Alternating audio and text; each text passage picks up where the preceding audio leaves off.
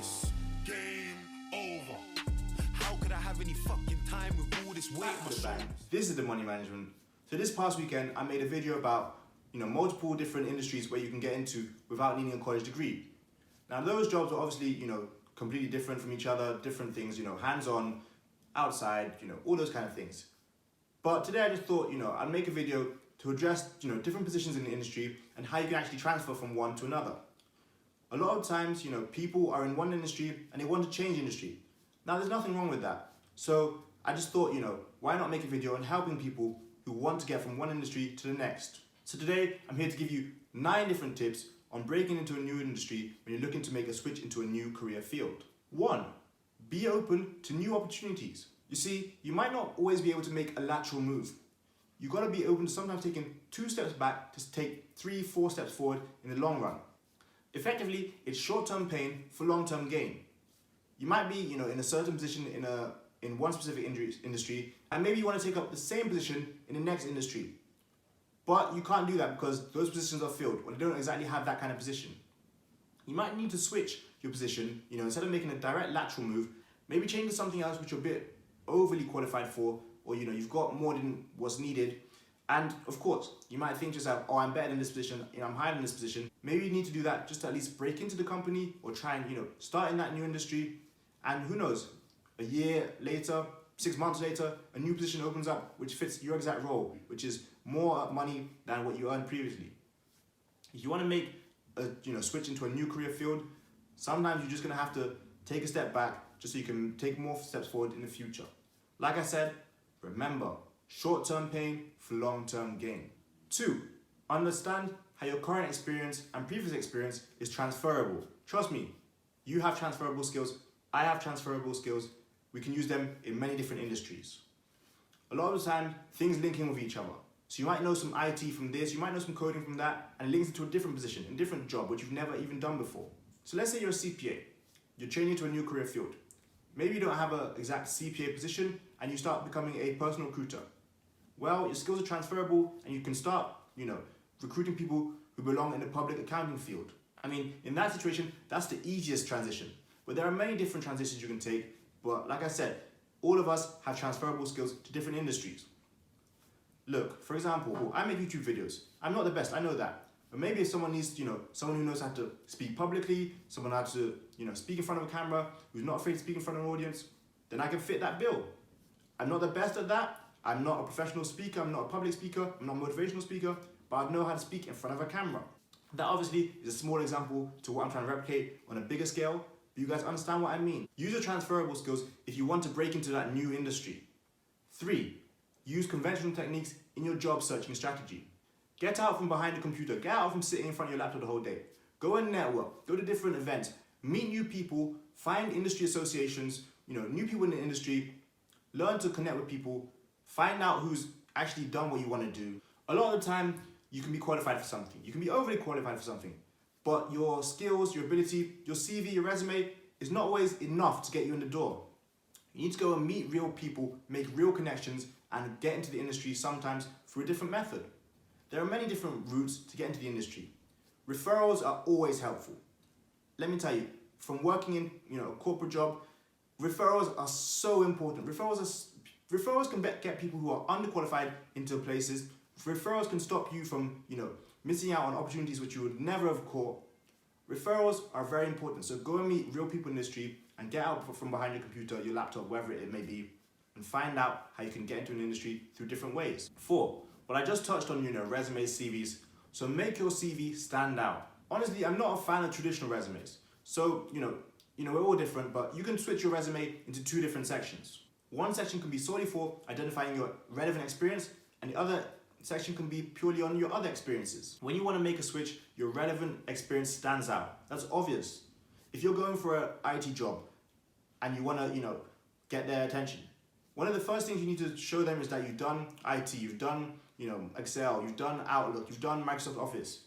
They don't necessarily want to know if you've done accounting, if you've done, mortgage banking. Those things might have been what you did first, but they don't stand out to someone who's looking for someone to work in IT. So make sure your resume is structured properly, and if you need, split it into 2 sections. One for relevant experience and one for other experience. 5. And now while we're on the subject of relevant experience, go out and create a relevant experience. This can come from many different forms. This can come from community service, public experiences, volunteering. Go out and create your experience. If you're not doing that and you're not gaining experience from different ways, what are you really doing? Do you really want that job? I don't care what it is. This is 2020. If you need to freelance for a few months, do that. If you need to take relevant experience by, going to an internship, do that. You really want to make that career switch? There's another step in the right direction. Take an online course. Use Google, YouTube. Honestly, if you need to pay for an online course, do that. It creates the right proficiency, the right knowledge, then do it. It's going to help you make the switch from one industry to the next. A lot of the time, companies are interested when they see you're keen, you're eager to learn, you're eager to go out and do things, or you've taken the time, taken the effort, paid the money to demonstrate proficiency. So do demonstrate that proficiency and use it to your advantage, because if you're not creating your own experiences, honestly, then I don't know why you're looking for an industry switch. 6, create a cover letter. So, I'm not a massive fan of cover letters because I think personally they're boring. Let's be honest. Who really enjoys writing cover letters? In the past, I've struggled so much just to write a cover letter. In fact, my first 2 jobs out of college, I didn't even write a cover letter for them. I don't think I needed them eventually because I got the interviews. But anyway, sometimes you just got to get creative. Use your cover letter to tell a story, demonstrate your abilities. It's going to say a lot of things that your resume won't. It creates a story. It tells a story about your background, about why you want to switch, about what you've done, what you can do. It's relevant. You can use your cover letter to, really push your desire to switch and really show your interest in becoming someone who switches industry to that new career field. 7, do your research. Please do your research. Please, please, please do your research. So many people apply for jobs in different companies, different industries, and they've not done their research. Now, you know what's funny? It's because someone might apply for a job which says, we are looking for someone who's got experience in, let's say finance. And someone goes and applies for that job, has no experience in finance, but they like the title of the job. They wanted something from that job. They like the money. Guess what? Sorry to tell you, if you've not done your research, you don't know exactly what you're applying for, you don't know what specific things they're looking for, you're not going to get that job. You have to understand what companies are looking for in the industry you want to move into. Don't let your lack of experience be a chance to be ignorant. Don't let that be your excuse to be ignorant just because you're not experienced. Do your research, find out what they're looking for, find out what they need, find out how you can help them. Even better, you can manipulate your resume or your cover letter to fit that position. Study job descriptions, read up on industry trends, ask other people questions, find out information from those who have experience in what you're applying for, and ask them intelligent questions. This is part of, referrals, to be honest, because if you ask certain people some questions, they might be like, oh, we've got a position at our company, we've got a position, here. Oh, I know someone who's got this. I know someone who needs that. Don't go into something without any research. It's easy to send the same resume over and over again, the same cover letter over and over again, to whom it may concern, I want to benefit your organization, those kind of things. But go and do your research, find out exactly what's going to help you get in. 8, befriend recruiters. Now, there are a lot of people who work in job recruiting. Of course, these people have, a certain power to an extent. They can find places which, benefit you, places which you would fit into. And if you're looking for, a specific switching industry, like I said, you might, take a step to a different industry first. To be honest, you need to be putting as much effort as you can into finding them as they are in recruiting people. And you don't need to always get it done alone. You can look for third-party recruiters, you can look for different recruiting agencies. There are many different people who advertise online that they're looking to recruit people. 9, be patient. It takes time. Be patient with yourself. Be graceful with yourself. Sometimes people go through months on end before they switch industry. I know people who have taken 7, 8, 9 months before they actually manage to switch industry. It can be a grueling process, it can be a long journey, but if you really do want to make that career switch, you want to change to a new industry, you got to be able to wait it out sometimes. Sometimes it honestly might take a strong referral, volunteering, a little bit of extra work experience, good timing. It all happens eventually once you can just learn to wait it out.